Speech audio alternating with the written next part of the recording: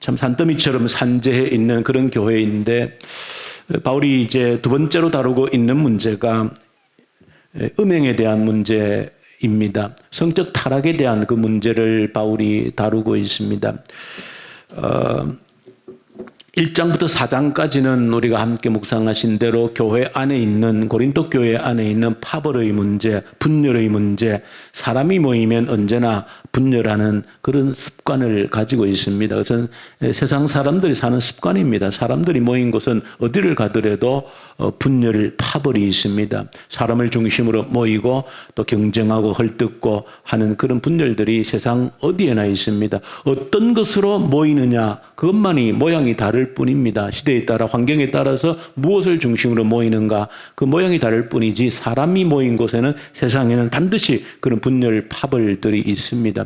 이제 그런 것들이 이제 교회 안으로 사람들이 들어와도 세상 교회 밖에 있던 그런 습관들을 그대로 가지고 들어오는 겁니다. 그래서 고린도 교회가 그런, 고린도 교회 성도들이 교회 밖에 있을 때 가졌던 그런 습관들, 분열하고 파벌을 짓는 그런 습관들을 그대로 교회 안으로 가지고 와서 분열과 파벌이 생겨서 바울파다, 아볼로파다, 베드로파다, 여러 가지 이런 파벌들을 형성하고 있는 고린도 교회에 바울이 좀 길게 1장부터 4장 이르기까지 그 문제를 다루고 있습니다.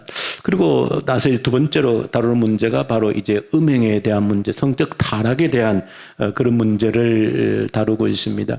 이 성적 타락이라고 하는 것은 사실은 이것도 어느 특정한 시대만 드러난 문제는 전혀 아닌 것이죠. 인류 역사가 함께하는 그 시대에는 어디에나 이런 성적 타락의 문제들이 인간의 역사 속에는 반드시 드리워져 있는 어두운 그림자입니다. 과거에도 그랬고 지금도 그렇고 또 이후에도 주님 오실 때까지 이런 문제는 결코 아마 사라지지 않는 그런 문제가 되어질 겁니다. 그래서 이 고린도 교회에 주고 있는 이 음행의 문제는 오늘 우리가 살고 있는 이 시대에도 여전히 있는 문제입니다. 똑같이 교회 밖에 이런 문제들이 만연하고 있기 때문에 그리스도인들이 되어서 교회 안에 들어왔지만 이런 습관들을 온전히 다 벗어버리지 못하는 그런 습관들이 우리에게 얼마든지 밀려오고 있다는 겁니다. 교회도 이로 인해서 무너지는 일들이 얼마나 많은지 모릅니다.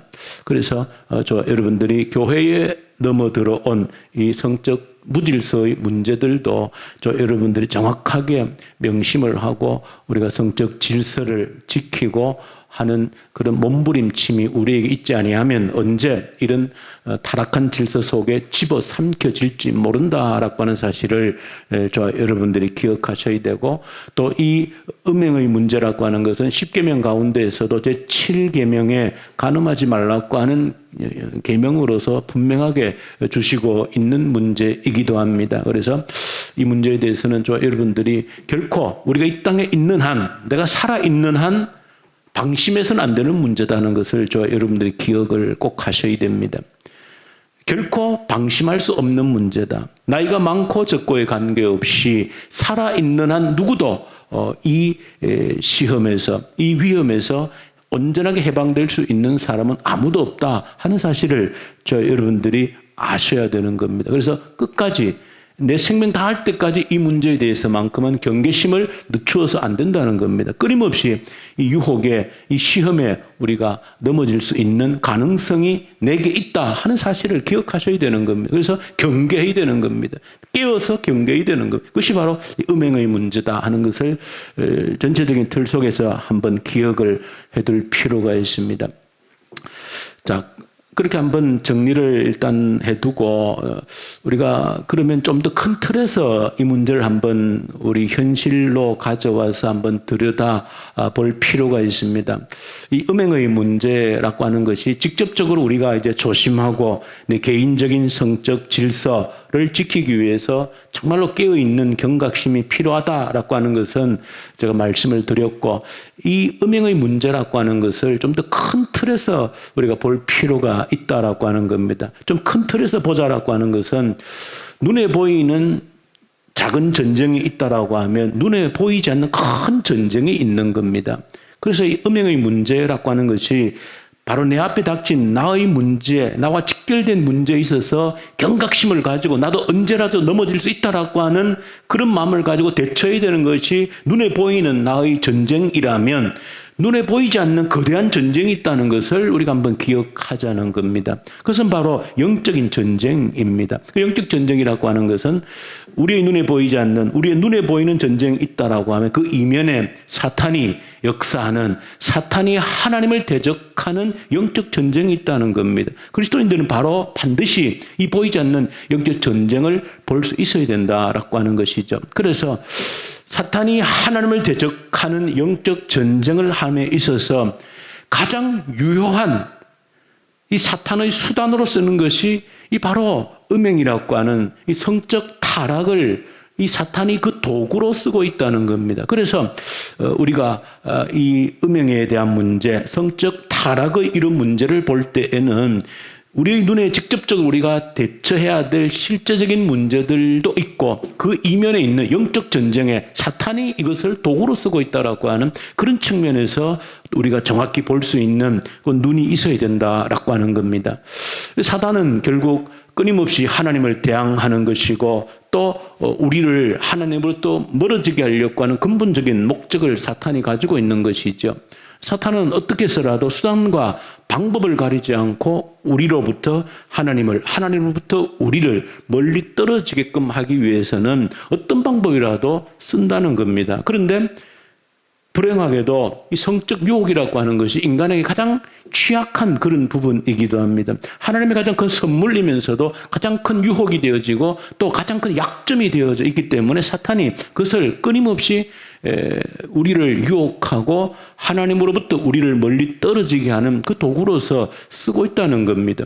그런 측면에서 오늘날 사탄이 어떻게 이 성적 타락이라고 하는 이것으로 우리를 공격하고 또 교회를 공격하고 또 하나님을 대적하는가, 그런 큰 차원에서 우리가 한번 볼 수 있어야 지금 현재 벌어지고 있는 영적 전쟁의 그런 실체를 들여다볼 수 있는 그런 시각이 생겨질 수 있다라고 하는 겁니다. 그런 측면 오늘 본문을 가지고 조금만 한번 그런 큰 틀 속에서 우리가 현재 치르고 있는 영적 전쟁의 그런 실체가 어떻게 흘러가고 있는가, 또 어떻게 또 우리 피부에 와닿을 것인가 하는 그런 것들을 보고 여러분들이 이런 문제에 대한 기도의 제목을 좀 가지면 좋겠다는 생각이 듭니다. 사단은 에덴 동산에서부터 끊임없이 하나님을 대적하는 일들을 해왔지만은 크게 볼 때에 종교개혁 이후에 역사가 어떻게 진행되어져 왔는가 하는 것들을 한번 우리가 살펴보면 지금 사탄이 특별히 어떻게 지금 영적 전쟁을 하고 있는가 하는 것을 큰 틀에서 볼 수 있는 눈을 가질 수 있습니다. 종교개혁이라고 하는 것은 사탄이 볼 때는 충격 그 자체인 것이죠. 사탄이 볼 때는 그야말로 충격 그 자체입니다. 왜냐하면 사탄이 어쨌든 온갖 수단과 방법을 가리지 않고 꾀를 내고 사람을 유혹한 결과 사람들로 하여금, 다시 말하면 교회로 하여금 하나님으로부터 멀리 떨어질 수 있는 기가 막힌 역할을 사실은 사단의 영적 배후에서 그 역할을 한 겁니다. 그래서 종교개혁이 일어나기까지 그야말로 교회는 암흑시대를 지내온 겁니다. 그만큼 교회가 하나님으로부터 철저히 멀어져 있었던 겁니다. 이것은 누구의 공입니까? 영적으로 보면 사탄의 공인 것이죠. 사탄이 그런 역할을 해온 겁니다. 그래서 사탄은 1500년까지 종교개혁이 이르기까지 그야말로 교회를 암흑천지로 몰아넣은 겁니다. 완전히 하나님으로부터 멀어지게 하는데 대성공을 거둔 겁니다. 그래서 어떻게 보면 영적으로 보면 사탄이 정말 축제의 승리의 축배를 들 수 있는 그런 때가 바로 종교개혁이 일어나기 전야의 모습이 영적으로 보면 사탄이 정말로 승리했다라고 자축할 수 있는 그런 때가 되어진 겁니다. 그런데 종교개혁의 포문이 열어 제쳐진 겁니다.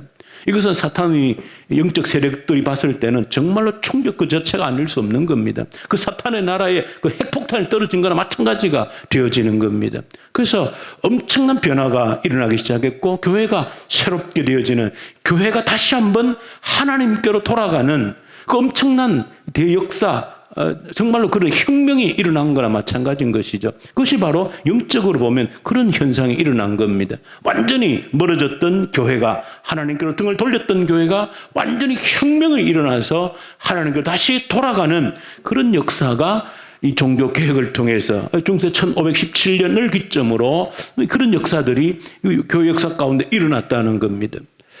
자, 그렇게 이제 다시 한 번 더 하나님께로 돌아가는, 더 구체적 구호로서는 성경으로 돌아가자라고 하는 그런 구호 아래 전체 교회가 다시 한 번 더 하나님께 나아가는 이런 역사가 시작되면서 이 땅에는 놀라운 일들이 일어난 겁니다. 새로운 역사가 시작된 것이죠.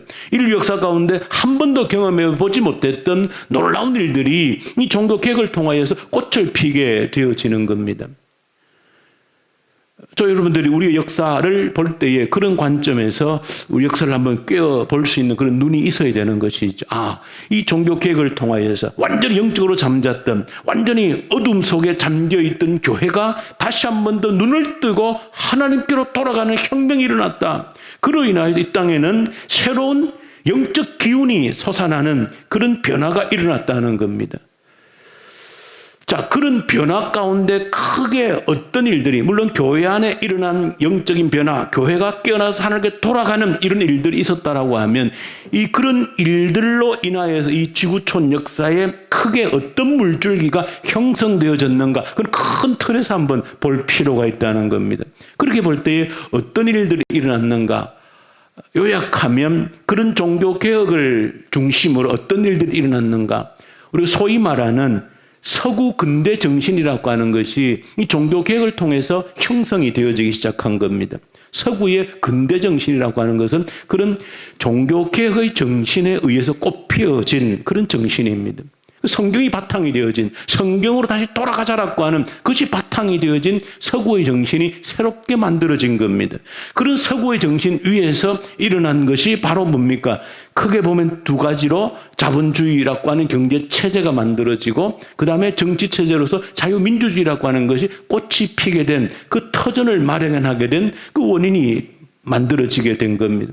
그를 통하여서 지금 오늘날까지 어떤 이 체제, 우리가 누리고 있는 어떤 번영이라고 하는 것이 가능하게 되어졌던 그런 체제들이 만들어지게 된 겁니다.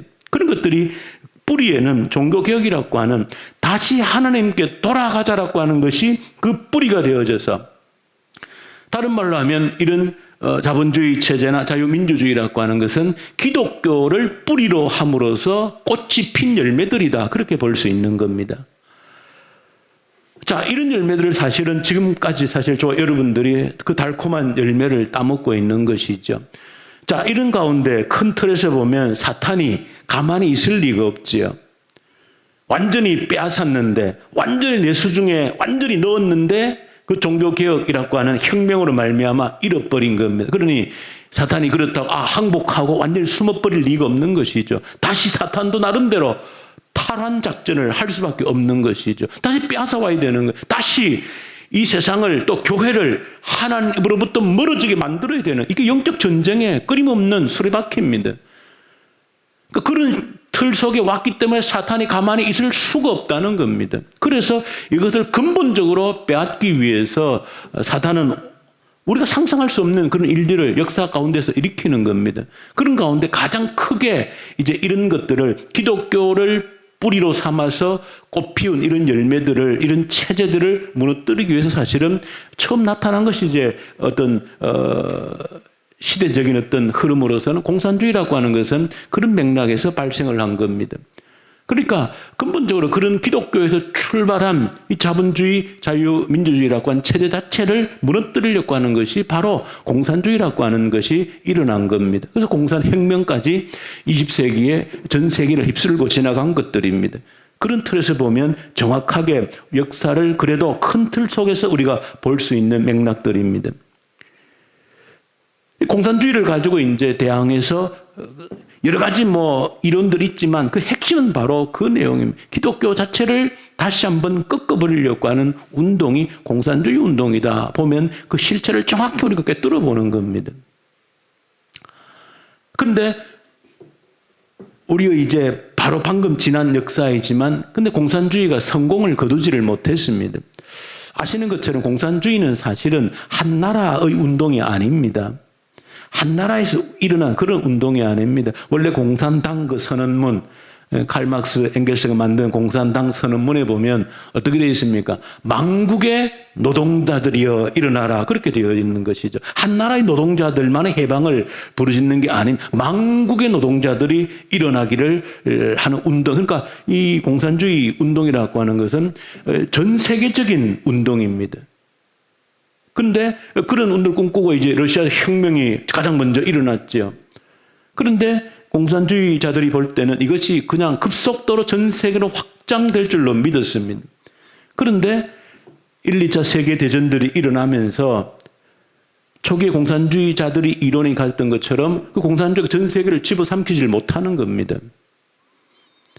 견고한 진들이, 그러니까 사탄이 볼 때도 견고한 진이 있어서 넘어가지를 못하는 겁니다. 결국은 공산주의가 전 세계를 집어삼키는데 실패한 겁니다. 그러다가 결국은 공산주의 경제적으로 몰락함으로써 그야말로 러시아까지, 그 종주국이라 할 수 있는 러시아까지 무너지게 되어진 겁니다. 그러니까 사탄의 전략으로 보면 이게 될 것 같았는데 실패를 한 겁니다. 그 뿌리를 다시 한번 더 꺾으려고 그랬는데 그렇게 하지를 못한 겁니다. 그래서 공산주의도 전략이 수정되어졌다라고 보는 겁니다. 그 사단은 결코 포기하지 않죠. 언제까지? 주님 오실 때까지 포기하지 않습니다. 주님 오실 때까지 포기하지 않습니다. 근데 수정된 전략이 뭐냐?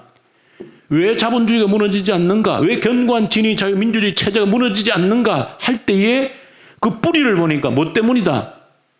교회 때문이라는 겁니다. 그러니까 사탄이 정확하게 진단한 겁니다. 교회 때문에 이 견고한 진들이 무너지지 않는다라고 판단을 한 겁니다. 교회 때문이다. 그건 정확한 진단인 거죠. 왜? 그들이 무너뜨리려고 한 체제 자체가 교회에서 출발한 체제입니다. 다시 하나님께로 돌아가자고 하는 그 운동이 일어남으로 인하여서 그 종교개혁이 일어남으로 인하여 그 부산물로 생겨난 체제들이거든요. 그러니까 교회 때문에 무너지지 않는다라고 하는 것은 정확하게 진단한 겁니다. 그래서 그냥 공산주의 운동만 가지고는 이 체제를 무너뜨릴 수 없다라고 생각하고 그 공격 방향이 어디로 바꿔진 겁니까? 교회를 무너뜨리는 것으로 공격 방향이 바뀌어진 겁니다. 교회를 무너뜨려야 된다는 겁니다. 그것이 지난 한 50년 어간의 서구에서, 미국에서 일어난 일들입니다. 철저하게 교회를 무너뜨리기 운동이 일어난 겁니다. 그것은 여러분들이 지금 지나온 종교개혁 이후의 500년 역사를 그 이면에 있는 영적인 역사로 볼 수 있는 중요한 틀입니다. 그런 틀로서 보아야만이 현재 일어나고 있는 영적, 보이지 않는 전쟁의 실체를 볼 수 있는 겁니다. 우리가 당장 내 눈앞에 싸워야 될 전쟁, 내가 어떤 성적인 유혹으로부터 이겨내는 그런 싸움도 우리에게 필요하지만 보다 더 크게 영적인 전쟁의 실체를 볼 수 있는 눈이 있어야 되는 겁니다. 자, 그렇게 보려면 그런 틀을 이해를 하셔야 된다는 겁니다. 그래서 사탄은 이제 그런 체제를 무너뜨리기 위해서 교회를 무너뜨려야 된다. 교회를 무너뜨리지 않고서는 결코 그들이 추구하는 이 체제가 무너지지 않는다는 것을 알고 교회 무너뜨리기 전략에 들어선 겁니다. 자, 교회를 무너뜨리면 어떻게 해야 되겠는가? 교회를 무너뜨리기 위한 그 가장 강력한 전략으로 사탄이 택한 것이 뭡니까? 바로 성적 타락입니다. 이것이 사탄이 사용할 수 있는, 교회를 무너뜨릴 수 있는 가장 중요한 전략으로 사탄이 채택한 겁니다. 그러니까 여러분들 이 실체를 정확히 아셔야 되는 겁니다. 사탄이 교회를 무너뜨리기 위해서 채택한 최고의 전략이 성적 타락이다. 성적 무질서다라고 하는 겁니다. 우리가 흔히 얘기하는 LGBT 하는 거 있죠. LGBT. 간혹 아마 뉴스나 이런 데서도 들을 수 있는 그런 영어 알파벳인데 LGBT. L이 뭡니까? 레즈비언. 여자 동성애자들을 의미하죠. LG, G는 게이, 남자 동성애자들을 의미합니다. LGB, 바이섹슈얼, 이거는 뭡니까? 그러니까 그냥 남자 동성, 여자 동성도 되는 이 혼성을 의미하고, 그리고 LGBT, 트랜스젠더, 성전환자들까지 포함해서 LGBT 그렇게 부릅니다. 이런 것들이 이제 성적 질서를 파괴하는 그 대표적인 운동들이 LGBT 그런 운동들입니다. 자, 왜 사탄이 그런 성적 질서를 파괴하는 것으로 교회를 파괴할 수 있다라고 그 전략적으로 선택했는가 하는 것은 두 가지 이유가 있는 겁니다. 첫 번째는 말씀드린 것처럼, 서두에 말씀드린 것처럼 이 성적 문제라고 하는 것은 모든 인간의 가장 취약한 부분입니다. 모든 인간들에게 가장 취약한 문제가 성적인 문제입니다. 어느 누구도 예외가 될 수 없는 문제가 바로 성적인 문제입니다. 그러니까 사탄이 선택하기에 가장 좋은 전략이 될 수밖에 없는 것이죠. 어느 누구도 거기에 예외가 될 수 없는 문제가 바로 성적인 문제에 걸려 있습니다. 그렇기 때문에 성적 문제를 건드린 것이고, 두 번째는 그 성적 문제는 집요하게 교회를 무너뜨릴 수 있는 핵심적인 전략이 그 속에 담겨져 있습니다. 왜냐하면 교회를 무너뜨리려면 뭘 무너뜨려야 되는가? 이 성경을 무너뜨려야 되거든요. 교회가 믿고 있는 것은 성경을 절대 진리로 믿고 있는 겁니다. 교회의 기둥은 성경이라고 하는 절대 진리입니다. 양보할 수 없는 진리입니다. 교회는 어떤 이론을 가지고 예를 들면 소위 말 철학에서 말하는 귀납법적인 연구 결과로 나타난 게 성경이 아닙니다. 그건 무슨 말인가 하면 어떤 합의에 의해서 논리적인 추론에 의해서 도출된 게 성경이 아닌 겁니다. 그렇게 되면 인간의 논리적인 추론에 의해서 얻어진 것이 성경이면 얼마든지 다른 논리가 들어오면 변경될 수 있는 것이죠. 그런데 기독교인들은 성경을 그렇게 받아들이지 않습니다. 성경은 인간의 논리 추론에 의해서 만들어진 것이 아니고 하나님께로부터 내려주신, 하나님께로부터 직접 온 절대 진리로 받아들이는 겁니다. 그러니까 교회의 기둥, 뿌리가 바로 거기 있다는 걸 사단이 정확히 뚫어 본 겁니다. 그러면 교회가 믿는 것이 성경의 양보할 수 없는 절대 진리 기준이라고 받아들이고 있기 때문에 이걸 흔들어야 되는 겁니다. 그러니까 이걸 흔들 수 있는 가장 핵심적인 게 뭐겠는가 찾아본 겁니다. 여러 가지 많이 있지만 이게 성경이 절대 진리가 아니다 라는 것을 근본을 흔들 수 있는 가장 중요한 것이 뭐냐? 이 성적 문제를 건드리는 겁니다. 하나님의 창조 질서를 건드리는 겁니다. 그 중에 가장 핵심적인 것이 인간이 가장 취약하고 가장 유혹에 취약한 약한 점이 있는 이 성적인 부분을 건드리는데 그 부분이 바로 치고 들어온 것이 이 성적인 질서를 무너뜨리면 모든 것을 무너뜨릴 수 있다라고 사탄이 그런 전략을 짠 겁니다. 그러니까 이 성경에 하나님이 주신 절대 진리 기준에 뭡니까? 남자와 여자로 창조하신 것이죠. 분명한 하나님의 질서가 있는 것. 여기에는 왜라고 하는 것이 들어오면 안 되는 겁니다. 왜? 하나님 그렇게 우리를 지으신 바 되어졌기 때문에 왜라고 하는 질문이 들어올 수가 없는 겁니다. 하나님의 질서입니다. 남자와 여자라고 하는 구분이라고 하는 것은 하나님이 정해준 질서입니다. 변경할 수 없는 질서라고 우리 그리스도를 믿고 왜 성경에 하나님께서 그렇게 질서를 우리에게 주셨다라고 믿는 겁니다. 그러면 이걸 무너뜨리면 그리스도인들이 믿는 가장 취약한 성적 부분에 있어서 남자, 여자라고 하는 이 구분을 무너뜨릴 수 있는 그것을 공격해버리면은 그것이 거짓이다라고 하는 것이 확산되어지면 성경이 무너지는 겁니다.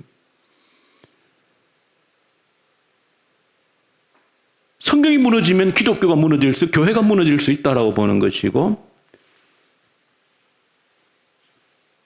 좀 더 나아가서는 교회가 무너지면, 성경이 무너지면, 그건 질서, 남녀 질서가 무너지면 가정이 무너질 수 있다라는 전략이 들어있는 겁니다.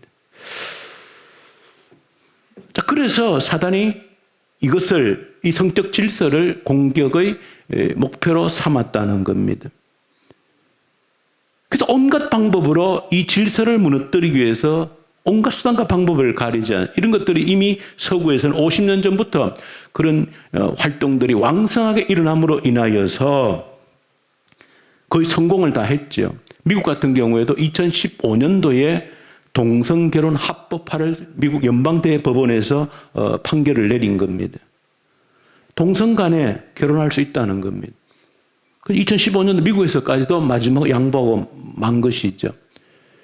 이런 것들이 이제 우리 한국까지도 몰려들고 있는 것이고, 여러분들 아시는 것처럼 이번에 미국 새로운 대통령이 취임하면서 어디까지 그 첫 번째로 한 뭐 행정서명이라는 그 서명 내용 중에 성적 자기 결정권이라고 하는 것을 서명했다는 겁니다. 이것은 이제 동성 결혼 이것보다 훨씬 더 이제 한 단계 더 나아간 얘기입니다. 미국의 그 연방 하원의 의원, 하원 의장 낸시 펠로우라고 하는 이 여자가 뭐라고 한 겁니까? 하나님을 아예 공개적으로 조롱했던 그런 일들도 있었죠. 기도하고 아멘, 영어로 에이멘 하는데 이것도 남녀를 구분을 하는 것이다. 남성 편향적이다. 그렇게 말도 안 되는 하나님을 조롱하는 것이죠. 에이멘 할 때 A 뭐 MEN 하는 거는 뒤에 MEN이 붙었다고 해요. 그 남자 의미가 전혀 아니지 않습니까? 그런데 하나님을 조롱하는 것이죠. 에이멘 하는 거는 남성 우월적인 표현이다. 그래서 기도하고 난 다음에 Amen and a woman 이렇게 기도를 끝낸 겁니다. 정말 하나님을 조롱한 미국 연방 하원 의장이 그렇게 하나님을 조롱하는 데까지 가버린 것이죠. 그래서 성적 자기 결정권이라는 것은 이제 동성혼 정도의 문제가 아니고 누구라도 남자이지만 자신이 여자라고 주장하면 여자로 인정해 줘야 되고 여자인데도 나는 남자입니다라고 자신이 주장하면 남자로 인정해 줘야 된다는 겁니다. 말도 안 되는 우스운 얘기 같지만 그게 실제적으로 어떤 뭐 학자들이 논쟁하는 이슈거리가 아니고 직접 행정명령으로서 그게 서명을 했다는 겁니다. 그럼 실제적으로 어떤 일이 일어나는가? 누구라도 이제는 내가 남자인데도 나는 여자라고 선언을 하면 그 사람은 여자 화장실에도 마음대로 들어갈 수 있다는 겁니다. 여자 탈의실에 들어가도 그걸 제지하면 안 된다는 거예요. 왜? 여자로 선언했기 때문에. 여자들만이 할 수 있는 운동 경기에도 자신이 여자라고 선언하면 인정해주고 여자 선수 운동 경기에도 참가를 시켜야 된다는 겁니다. 그런 일들까지 지금 이제 진행되어지고 있다는. 그렇게 되면 이제 그런 것들이 더 확산이 되어지면 완전히 성경의 기초가 뿌리째 흔들려 버리는 겁니다. 성경이 진리라고 아예 아이들에게 가르칠 수가 없는 겁니다. 성경에 보면 남자 여자로 창조하셨다라고 했는데 그 자체 거짓말이 되어져 버리는 겁니다. 그럼 어떤 아이들도 아니 학교에 가면 남자 여자라고 부르지도 말라는 겁니다. 남자와 여자를 구분하는 용어 자체를 없애야 된다고 지금 실제적으로 미국의 국회의원들 주장을 하고 있는 겁니다. 남자 여자라는 표현 자체를 없애야 된다. 아버지 아빠라는 말도 없애야 된다. 엄마라는 말도 없애야 된다. 그러니까 남자 여자라는 구분 자체를 없애야 된다고 하는 겁니다. 그런 하는 이유가 어떤 인권 존중이 아니고 그 핵심 영적 존중의 핵심에 이 하나님의 절대 진리를 부정하고자 하는 그 하나를 흔들므로써 모든 것을 부정할 수 있는 근거를 마련하고자 하는 사탄의 전략이라는 겁니다.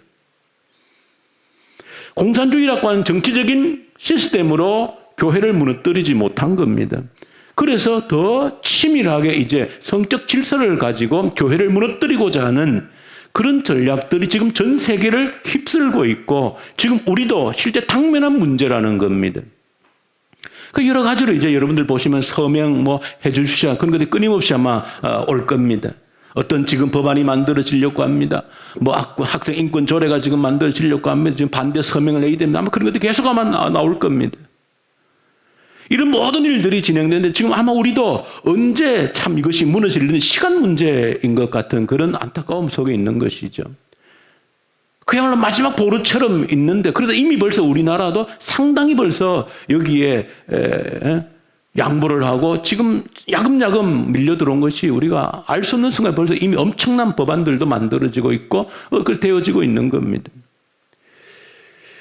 여러분들이 이런 가운데 한 가지를 기억해야 되는 그리스도인들로서 적어도 한 가지 알아야 되는 것은 소위 말해서 우리가 뭐 어떤 진보, 보수 그런 말을 씁니다마는 그러나 지금 현재 우리나라의 정치 상황을 가지고 진보, 보수다 하는 것 자체는 사실 굉장히 조금 제가 볼 때 우스운 얘기입니다. 그러나 한 가지가 정리는 해야 되기 때문에 여러분들 알아두셔야 되는 것이죠. 보수가 뭐냐, 진보가 뭐냐라고 할 때 근본적인 의미는 그것은 그래도 우리 200년 세계 역사 가운데 어떤 것을 진보로 하고 어떤 것을 보수라 하느냐 할 때에 보수란 무엇인가라고 하는 그런 책들을 통해서 적어도 보수가 뭐냐라고 할 때는 보수라고 하는 것은 변할 수 없는 보편적인 가치, 절대 진리를 가지고 있는 그것을 지켜야 된다고 하는 자들이 보수주의자들입니다.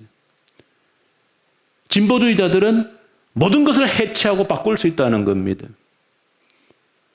모든 절대적인 진리, 절대적 가치, 보편적 가치 그런 건 없다는 겁니다. 어떤 것도 해체할 수 있고 변형시킬 수 있고 바꿀 수 있다는 것이 진보주의자들, 좌파 사상의 뿌리입니다. 적어도 여러분들이 우리나라 전체 형식을 가지고 내가 진보 좌파 그렇게 하지 말고 그러나 기본 흐름에서 내가 무엇을 지향해야 되는가 그 가치를 지향하고 혹여라도 여러분들이 앞으로 내가 어떤 정당을 지지해야 되겠다 싶으면 그 뿌리를 볼 줄 알아야 되는 겁니다. 어떤 가치를 지향하고 있는가? 정말로 우리가 반드시 인간이 지켜야 될 보편적인 가치를 지켜야 된다라고 주장하는 어떤 정당인가? 그런 걸 정도를 볼 줄 알아야 되는 겁니다. 저도 그리스도인들이라면 그런 정당이 이 땅에 온전히 세워지기를 기도해야 되는 겁니다. 우리 사람이라면 반드시 지켜야 되는 그런 진리가 있다. 보편적인 기준이 있는 것이다. 양보할 수 없는 기준이 있는 것이다. 남자, 여자라고 하는 이 기준이라고 하는 절대 변경될 수 없는 것이다. 이거는 반드시 우리가 이 세상 끝날까지 우리가 지켜야 되는 기준이다. 이런 것들을 정당의 가치로 내세우고 나가는 그런 정당이 이 땅에 세워지기를 그리스도인들은 기도하고 그렇게 해야 되는 겁니다. 어떤 무슨 이런 왔다 갔다 그 정치 세력에 휘둘릴 것이 아니고 정확하게 그런 기준을 가진 정당을 여러분들 이 땅에 뿌리를 내리고 그런 정당이 이 땅을 이끌어갈 수 있도록 기도하셔야 되는 겁니다. 자, 그래서 여러분 오늘 좀 크게 우리가 시간이 다 됐는데 보았습니다만은 어떻게 영적인 큰 틀 속에서 사탄이 지금 어떻게 교회를 공격하고 있는가, 넘어뜨리려 하고 있는가 이런 것들을 우리가 눈에 보이는 당면한 이 성적인 문제에서 우리가 전쟁하고 경각심을 가지고 이겨야 되지만 보이지 않는 영적 전쟁이 어떻게 지금 흘러가고 있고 흘러오고 있고 또 앞으로 어떻게 우리에게 끊임없는 도전이 올 것인가 그런 것들을 눈을 뜨고 보고 기도할 수 있어야 된다는 겁니다. 그래야만이 그래도 우리가 이 진리를 지키고 교회를 지키고 또 다시 새롭게 교회를 하나님께로 다시 끌고 갈 수 있는 그런 길이 열린다. 영적인 그런 눈이 있어야 된다는 것을 오늘 본문 말씀을 통해서 한번 기억하면 좋겠습니다. 우리 주님 아버지 감사합니다. 영적 보이지 않는 전쟁에 대해서 깨어있는 저희들 되게 하시옵소서. 사탄이 어떻게 우리를 교회를 지금도 공격하고 있는지를 볼 수 있는 눈이 열리워지게 해 주시옵소서. 우리 주 예수님 이름으로 기도 올려드립니다. 아멘.